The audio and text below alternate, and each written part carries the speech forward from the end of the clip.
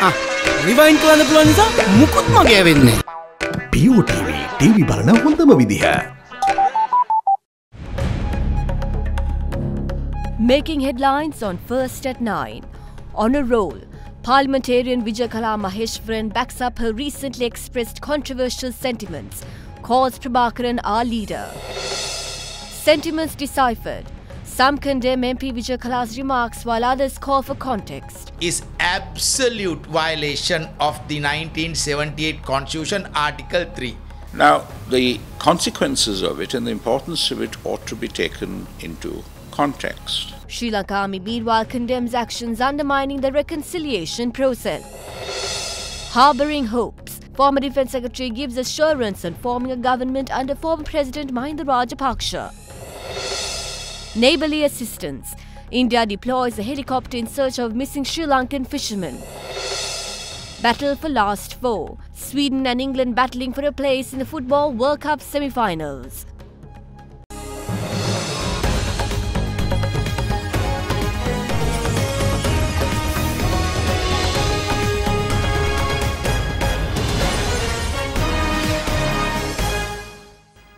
A very good evening to you and welcome to First at 9. I'm Katharina Chang.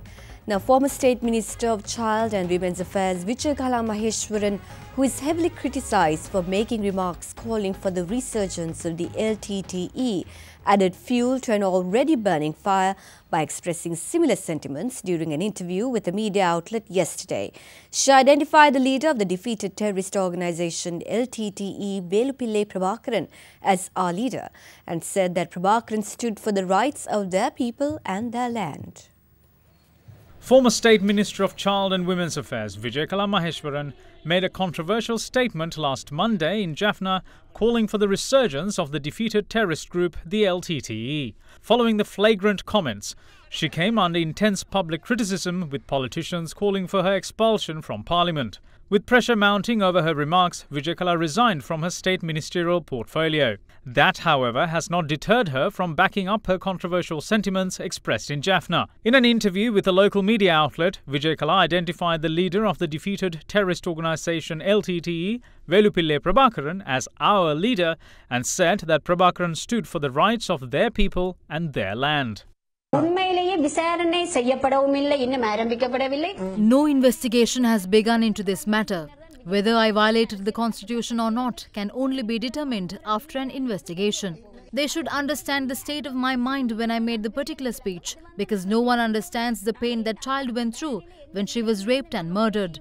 Before the war, safety of women was guaranteed. My intention was not to encourage another war or to fight with Sinhala people. I met with the Prime Minister at Temple Trees and he inquired about the incident but never came up with conditions which led me to resign. I informed the PM even before his inquiry that I will resign from my post in order to give my fullest cooperation for this inquiry. A committee has been appointed to investigate the matter and I am yet to be called for an official inquiry. There was no need for the LTTE to kill my husband since we obeyed them. Why should they kill us if we were obeying them? 1 week before he was killed, all 9 of his security officials were removed. And did the government do that for him to be murdered? If that's the case, did the then Minister of Defence and Prabhakaran have direct connections? Our leader Prabhakaran cannot be compared with Hitler. He was not that callous. He fought for his own land. No matter whether they like it or not, we accept that he fought for us and that will go down in history. It is anyway a rule similar to that of Hitler which is happening in the south. For them we only exist for votes. Our Prabhakaran and Hitler cannot be measured with the same scale. We were not given a solution even when we were ready to live with the majority. My rights as a parliamentarian cannot be taken away from me since I was elected by the public. Addressing an event held in Palali today, MP Ikalamaja had this to say. You are aware that it is racist ideas which are most talked about in South. We are being labelled as LTTE when we attempt to present the issues of our people in Jaffna. We have to get rid of that mindset. When we come up with our issues, we are being called as politicians who entertain racism. I even gave up my ministerial portfolio for my people.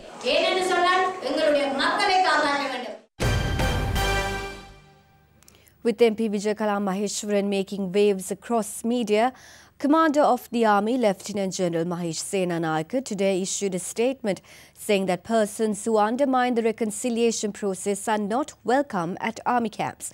Lieutenant General Senanayake has also instructed members of the army to refrain from participating in any function attended by those who do not support reconciliation. The Army Commander's statement comes in protest of action which impedes the reconciliation process. Commander of the Army, Lieutenant General Mahesh Senanayake says the Sri Lankan Army made a great effort to win the war that prevailed for nearly 30 years and through which many war heroes lost their lives while many were disabled. He added that after the end of the war, the Sri Lankan Army has been making an enormous contribution in order to revive the reconciliation mechanism, the basic endeavour of the government which enabled the Army to win the hearts of the general public in the north and the east and to provide solutions to their burning questions. He also highlights that some opportunist politicians, retired war veterans and some civil activists are spreading germs among the peace-loving people in the north and east against the government and the military by criticizing the reconciliation process. He notes that such are already being revealed by the media. He outlined the fact that the Sri Lankan Army should completely condemn the acts which undermines the reconciliation process. He says that such people wouldn't be allowed to enter military camps and called on members of the army to refrain from attending or sponsoring events participated by those who impede the reconciliation process. Political analysts and experts believe that remarks made by former State Minister Ikalamaja Schwerin are undemocratic and in violation of the Constitution, deeming it as hate speech and a threat against national security. But some, however, believe that her remarks should be taken into context. In Sri Lanka, at the moment, there are several rape cases. There are several underworld activities. Now that is not only in North. Vijayakala, a parliament member, she has all the right to make certain statements which are social problems. But if you are making a statement as such and comparing LTT period and once again to promote LTT, and the LTT is giving protection for the citizen, is absolute violation of the 1978 Constitution, Article 3. You have the freedom of speech, but you can't make hate speech. And also you can't make any statement against national security. Number one, as a parliamentarian, you can't be seated. And also this is violation country law, penal code, hate speech. And also law of estoppel. And the third one, 1971, Prevention of Terrorism Act. Now, the consequences of it and the importance of it ought to be taken into context. Perhaps what she was alluding to is a generalized feeling in the country for strong leadership and effective action, and that the LTT provided that in the north, and that is not being provided at the present moment. The point here is also that the media hue and cry and the political hue and cry seems to detract from statements made with regard to a particular individual should behave like a Hitler, for example. We've had in the past the Chief Minister of the North talking about the LTTE and the reason, the need to bring them back. So I think there is a lot of sort of made-up, manufactured attention with regard to this. If it is taken in the context that it was made, if it is taken that indeed she did make an immature and perhaps irresponsible statement, the matter would have ended there. But there seems to be a need to want to build it up, to detract from other things that are happening in the news, and as a consequence, make it as if it is some sort of veiled threat of a return of the LTT, which I have no doubt that it is not in any way. Now, this is a very serious statement that Vijayakala made. The statement she made has defined who real Vijayakala is. Is she a democratic parliamentarian sheep garbed in tiger clothes, leaving out her sympathetic emotional reaction to the child rape case she is referred to? The essence and the main thrust and the message of her delivery was nothing else but the timely necessity of her LTT resurrection. Now, she justified her wish by asking the question in her speech. I quote, "Is it for this the president was democratically appointed by us after so much toil?" So this, I think, is a provocation, a rejection of democracy. A speech Vijayakala made to awaken the sleeping cubs. Finally, her speech, a detrimental blow to the proposed reconciliation project that the government is now designing and planning. President Maithripala Sirisena inaugurated the program Preparation Before Risk in Anuradhapura this morning. It was organised a bit to minimise the risk of floods brought on by River Malwatu breaking its banks. The program is launched by the Ministry of Disaster Management. The program Preparation Before Risk, aiming to reduce the risk of floods caused by the river Malwatu in Anuradhapura overflowing, launched by the Ministry of Disaster Management, was inaugurated by President Maithripala Sirisena this morning. Under the program, debris from the river will be removed and the river will be widened in order to reduce the risk of floods. The Tri-Forces and the Civil Defence Force contribute labour to the program. Meanwhile, the President joined a religious event organised to invoke blessings on the head of state, Tri-Forces and civilians near the Sri Mahabodhi in Anuradhapura. The head of state then called on the chief incumbent of Atamasthana, Most Venerable Dr. Pallegama Sirinivasa Thera. In the meantime, the new building of the Road Passenger Transport Authority in the North Central Province, built at a cost of 24 million rupees, was declared open to the public by President Maithripala Sirisena this morning. The executive director of Cafe, Kirti Tendakun, takes aim at what he alleges to be a coal mafia within the country's coal power generation sector. Alluding to the Ministry of Power and Renewable Energy, Tendakun said it is one of the most corrupt entities in Sri Lanka and that the so-called coal mafia is 14 times greater than the bond scam. The executive director of Cafe was addressing a conference which was jointly organised by a number of civil organisations yesterday. A conference organised under the title For a Developed Public Society was held at the Foundation Institution yesterday under the patronage of President Maithripala Sirisena. There's corruption taking place in the coal purchasing process. The Supreme Court looked into the matter and said that they were shocked. The chairman who attempted to stop the mafia had to go home. Those who were involved are still forging ahead with it. The loss incurred by one shipment of coal is 120 million rupees. This is one of the most corrupted entities in Sri Lanka. This scam is 14 times greater than that of the bond scam.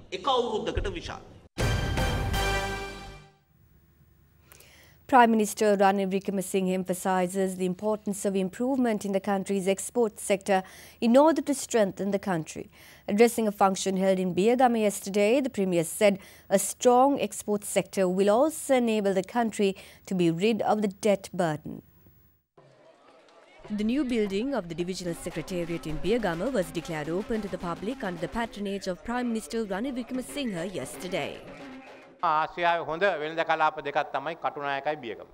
and Biyagama are two trade zones in South Asia. There are around 55 to 60 factories inside these zones. This is how we're going to move forward with development. A bigger trade zone will be established in Millenia. There will be trade activities in the whole area. We are also going to start trade zones in Hambantota. We are checking if we can start one in Madara. We are trying to develop trade everywhere. We have to repay debts that were incurred by the previous governments. We have to increase VAT to pay debt. When the prices go up, people point the finger at the government. Even in such a backdrop, we repay debt. We have started the project Enterprise Sri Lanka to strengthen the export economy. Former Minister of Foreign Affairs in the Maldives, Dunya Maumoon, is of the view that Sri Lanka should feel welcome to guide the government of Maldives towards the right path in case it is veering from the correct track.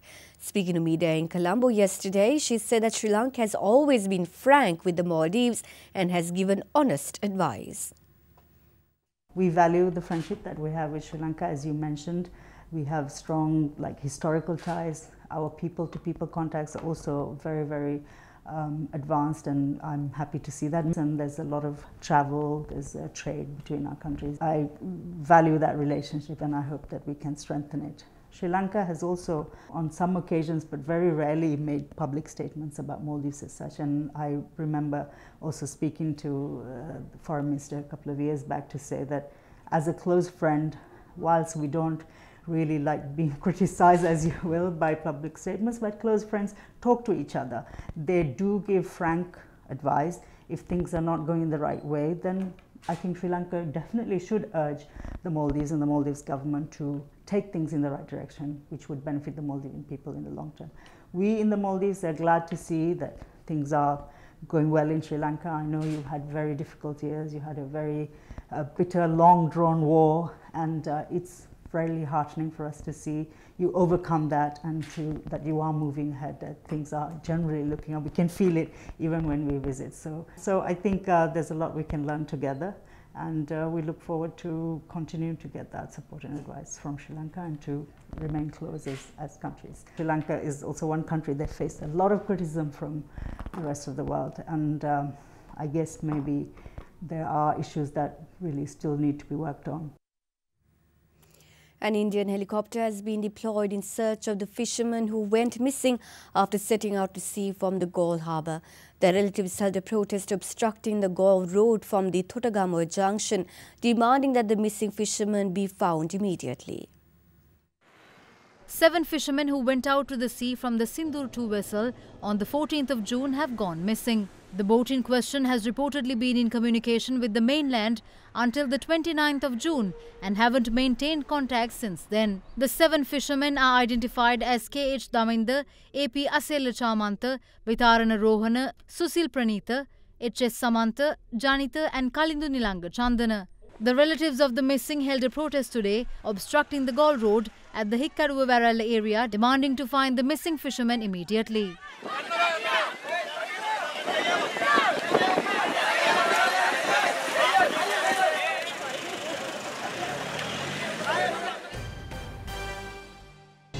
You are watching Sri Lanka's award-winning news channel, Other Derana 24/7.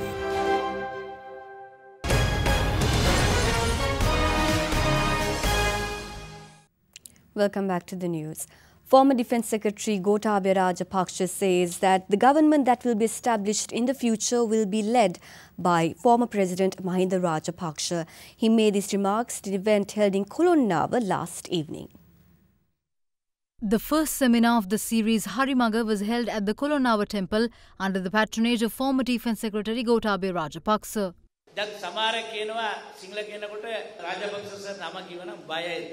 I sir strict order. Hari sir in a steady mind and discipline and leadership like that we need, sir. All get together. We are not fearing under your leadership, sir. We are expecting your leadership in future. You are not former secretary, defense secretary, future leader, you sir. If we need a prosperous country and a future, we need a brave leader once more. That leader is Gotabaya Rajapaksa, and we should get together irrespective of religions, parties and other differences. We give timely solutions to the issues we have. We have to bring forward Mahinda thinking. That is why we collect intellects through Viatmaga. We need plans to develop the country through the Mahinda thinking.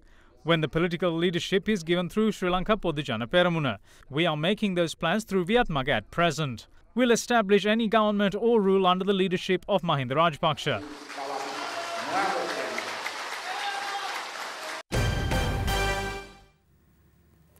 The grand finale of TV Derana's groundbreaking reality show, Fair and Lovely Derana Star City 2020, is currently taking place at the Youth Centre in Maharagama. Many stars and their performances are lighting up the stage, including the contestants of the very same reality show who were voted out from it by the public. Dinakshi Shanudri, Romesh Theekshana, Ashanti and Randhir are vying for the coveted title.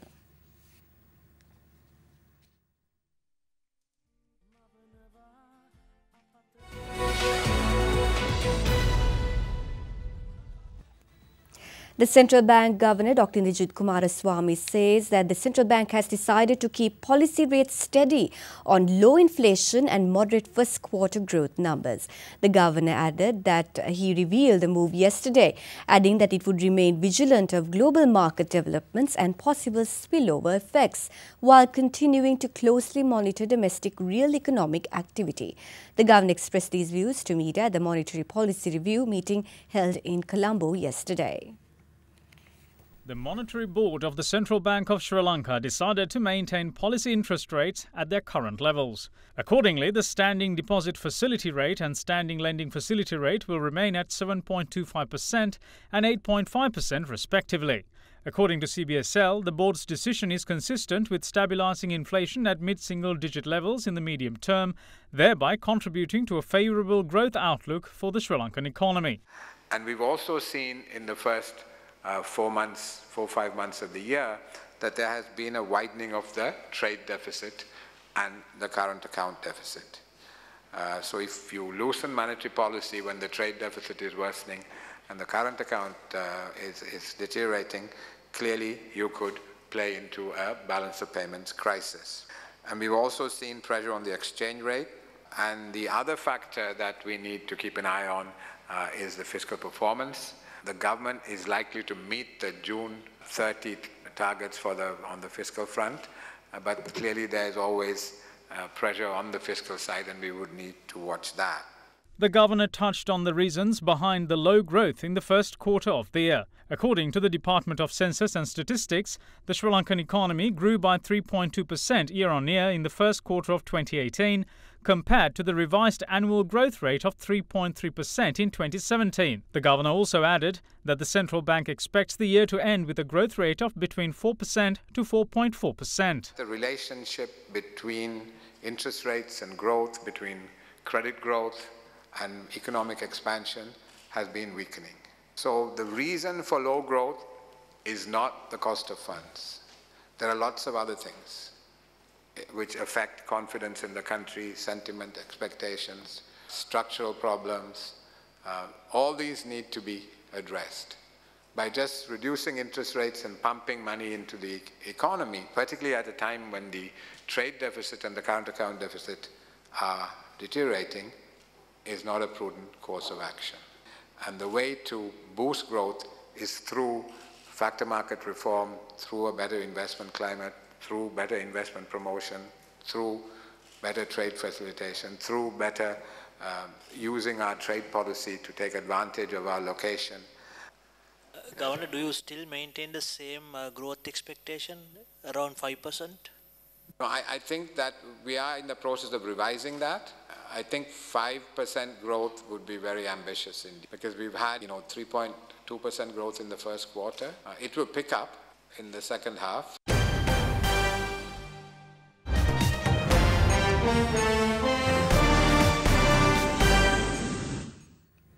Thai Rescue Mission Commander says that work is underway to perfect the plan to extract the 12 young boys and their football coach who are trapped for 2 weeks in a flooded cave. He said that this type of mission was a world first and required both knowledge and cave diver skills, adding that drilling holes to extract the boys had begun, but none had reached the location of the boys.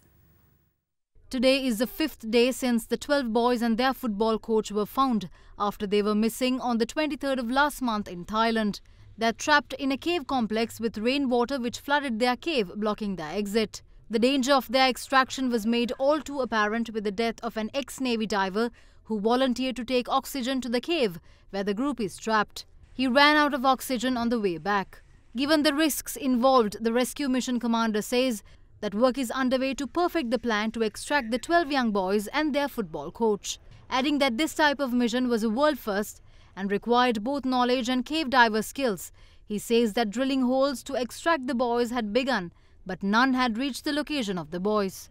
A team of Thai Navy SEAL soldiers, police and volunteers have been working frantically to drain the cave since the group was discovered on Monday. They are now teaching the children aged between 11 and 16, and not all of whom are strong swimmers, to attempt a treacherous dive through narrow submerged tunnels. In the meantime, messages from the 12 boys and their coach to their families today revealed that they are in good spirits. Asked by a Thai Navy SEAL to convey messages to their families, the boys said that they wanted to go home immediately after getting out of the cave, missed their families and didn't want too much homework from their teachers. Their coach also apologized to all the children's guardians. You are watching Sri Lanka's premier news channel, Derana 24/7.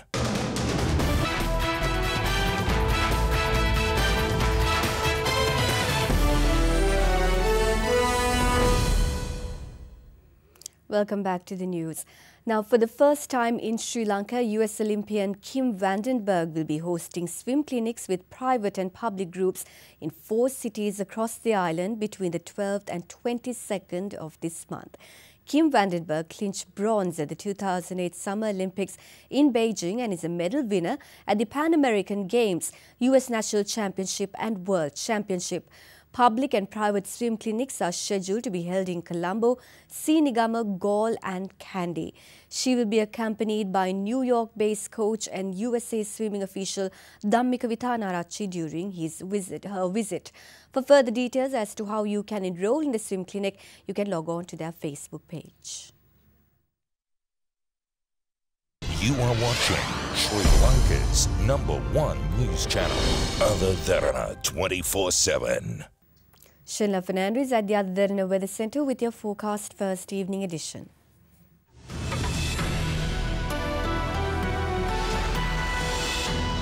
A very good evening to our viewers and welcome to Forecast First. Starting off with your temperatures for tomorrow, they are to vary between 20 and 35 with the highest of 35 expected in Mullaitivu and Batticaloa. Well, when looking at the map, a low pressure zone will develop in the western province and will gradually disappear. But tomorrow will be a sunny day to the areas of Jaffna, Mana, Vaunia and Anuradhapura. The areas of Kandy, Colombo, Galle and Matara as well as Hambantota will, however, experience showers. That's all from the Weather Centre tonight. Up next is your city by city forecast.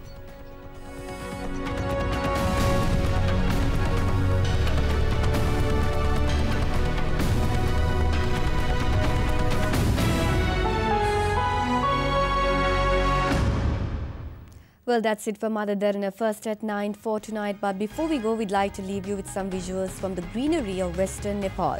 Prithvi Highway leading from Kathmandu to Pokhara is the most frequently used route by tourists in Nepal and is more than 200 kilometers long. Hope you enjoy the visuals and have a pleasant evening.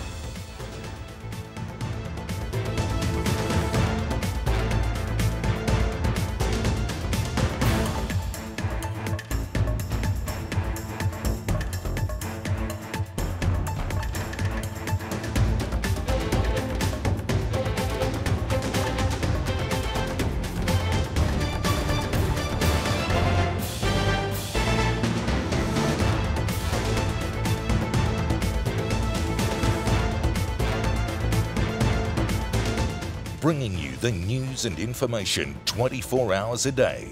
This is Sri Lanka's premier news channel, Derana 24/7.